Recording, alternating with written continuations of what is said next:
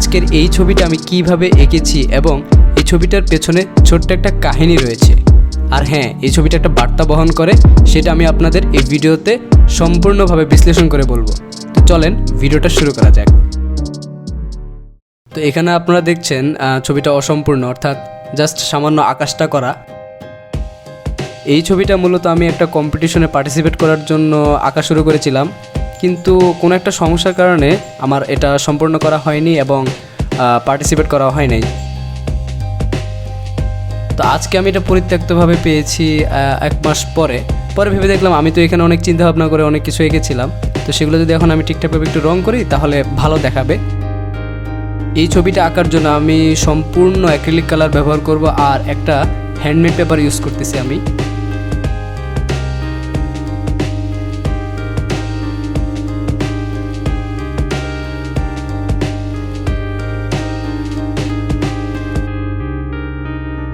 আমি যে কম্পিটিশনটার জন্য ছবিটা আঁকা শুরু করেছিলাম, তো সেই কম্পিটিশনটার ইনফরমেশন আমার ঠিক ভালোভাবে মনে নেই, কিন্তু আমি এটার বিষয়বস্তু বলার পর হয়তোবা অনেকেই চিনে যেতে পারেন। এই কম্পিটিশনটার বিষয়বস্তু ছিল, তোমার যদি কোনো সুপার পাওয়ার থাকতো তাহলে সেই সুপার পাওয়ার দিয়ে তুমি কীভাবে পৃথিবীতে তা কাজে লাগাতে। বিষয়বস্তুটা আমি অ্যাকুরেটভাবে বলতে পেরেছি কিনা জানি না, কিন্তু অনেকটা সিমিলার। তো এই ছবিটা আঁকতে গিয়ে আমার কিছু সাফার করতে হয়েছে আমার তুলির কারণে। আমার একদম ছোট তুলি, ওই যেটা 0 সাইজ, ওইটা আমার নাই। তো যার কারণে আমার একটু বড় তুলি দিয়ে একদম ছোট ছোট কাজগুলো করতে হয়েছে। তো বলা যায় কিছু কিছু জায়গায় কিছু মানে আমার মন মতো হয় নাই। আমি হয়তো বা কোনো সুপার হিরো না, কিন্তু কল্পনাতে তো আমি সুপার হিরো হতেই পারি। আর কল্পনাতে সুপার হিরো হলে আমি কি করতে পারি বা কি করতে পারতাম, সেই জিনিসটা আমি ভেবে এই ছবিটা এঁকেছি। তো এক্স্যাক্টলি বলা যায় যে আমি এটা একদম নিজে থেকে এঁকেছি। আশা করি আমার সুপার পাওয়ার দিয়ে আমি কীভাবে সুপার পাওয়ারটা কাজে লাগাতাম এই ছবির মাধ্যমে তা ফুটে উঠবে। এখানে আমি ছবিটা আঁকার সময় অ্যাক্রিলিক কালারকে কিছু কিছু জায়গায় অনেক হার্ড করে এঁকেছি, আবার কিছু কিছু জায়গায় একদম ওয়াটার কালার মতো করে এঁকেছি। মানে আমার যে জায়গায় যেভাবে সুবিধা হয়েছে আমি সেইভাবে করেছি। তারপরেও বাম পাশটা, অর্থাৎ যে পাশটায় সাফারিংস বলা যায়, ওই জায়গাটায় আমি একটু একদম ওয়াটার কালার মতো করে আঁকার চেষ্টা করেছি। আপনারা ওটার সিস্টেমটা দেখলেও হয়তো বা অনেকে বুঝতে পারবেন।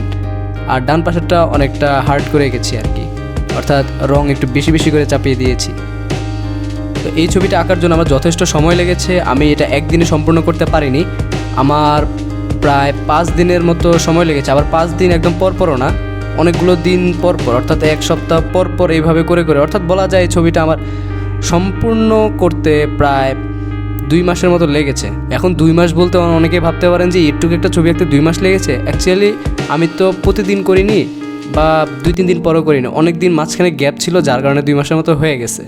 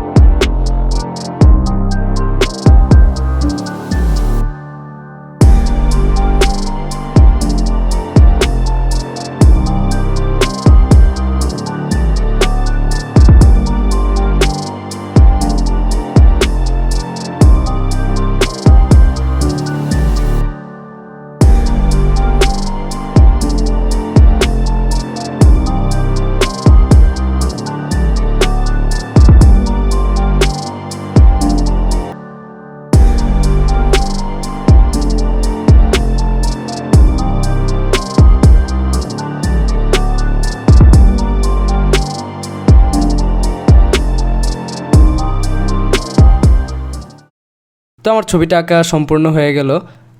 এখন এটা হবে আমার মোস্ট স্যাটিসফাইং পার্ট, সেটা হলো যে এই কস্টিপটা খোলা। এই ছবিটা দেখে হয়তোবা অনেকে বুঝবেন আমার ফিগার ড্রয়িং এখনও বেশি একটা ইমপ্রুভ হয় নাই, তো আমি চেষ্টা করে যাচ্ছি ইমপ্রুভ করার জন্য।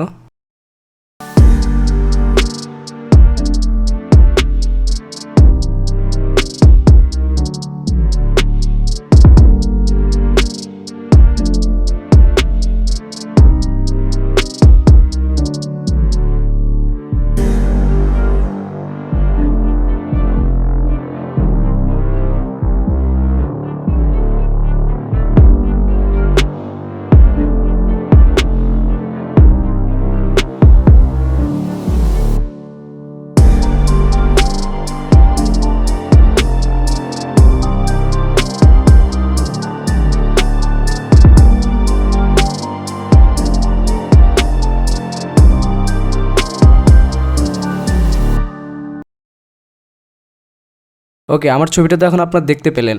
এখন 10 সেকেন্ডের জন্য আমি একটু স্থির করে দিই, আপনার 10টা সেকেন্ড একটু দেখেন আর বোঝার চেষ্টা করেন যে আমি এখানে অ্যাকচুয়ালি কী বোঝাতে চেয়েছি। তারপর আমি বলতেছি আমি এখানে কি বুঝিয়েছি।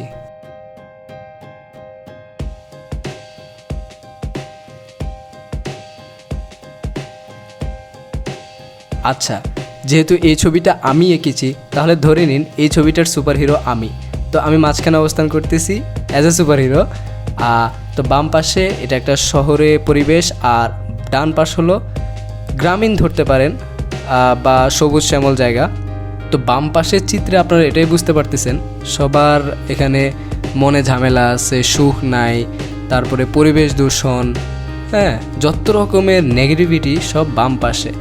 তো এই বাম পাশে থেকে কোনো একটা মানুষ ভালো থাকার ইচ্ছা করলেও থাকতে পারবে না আশা করা যায়, কারণ এত ঝামেলার মাঝখানে, এত পরিবেশ দূষণ, সোশ্যাল মিডিয়া, ঝগড়া ইত্যাদি ইত্যাদি, এগুলোর মাঝখানে একটা বাচ্চা যে বেড়ে ওঠে তার যে মনের যে উল্লাস, এগুলো কিন্তু বিকশিত হতে পারে না।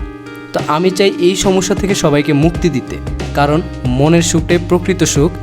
তো সেটার জন্য আমি কি করতে চাই, আমি আমার সুপার পাওয়ার দিয়ে সবাইকে ডান পাশে নিয়ে আসতে চাই, যেখানে সবুজ শ্যামল, অর্থাৎ সবার মনে এখানে অন্তত সুখ কাজ করবে। ঠিক আছে, আপনারা একটু ভালোভাবে খেয়াল করেন, আমি এখানে দুইটা নদী দিয়ে খুব স্পষ্টভাবে বোঝানোর চেষ্টা করেছি যে দুইটা নদীর কালারও আমি খুব মনোযোগ দিয়ে আঁকার চেষ্টা করেছি, জানি না কতটুকু পেরেছি। তো দুইটা নদীতে দেখেন, বাম পাশের নদীতে এখানে আবর্জনা ময়লা, ডান পাশের নদীতে কি সুন্দর শাপলা ফুল ফুটে আছে, রাজহাঁস আছে, ঠিক আছে, আরও অনেক কিছুই আছে যেগুলো আমি ব্যাখ্যা না করলেও আপনারা একটু মনোযোগ দিলে বুঝতে পারবেন। তো আশা করি আমি আপনাদের এই ছবিটার মর্মটা বোঝাতে পেরেছি। ওকে গাইস, তো আপনাদের ভিডিওটা কেমন লাগলো আর ছবিটা কেমন লাগলো অবশ্যই আমাকে কমেন্টে জানিয়ে দিবেন। আর সবাই ভালো থাকবেন, সবার সাথে দেখা হচ্ছে নেক্সট ভিডিওতে। টাটা।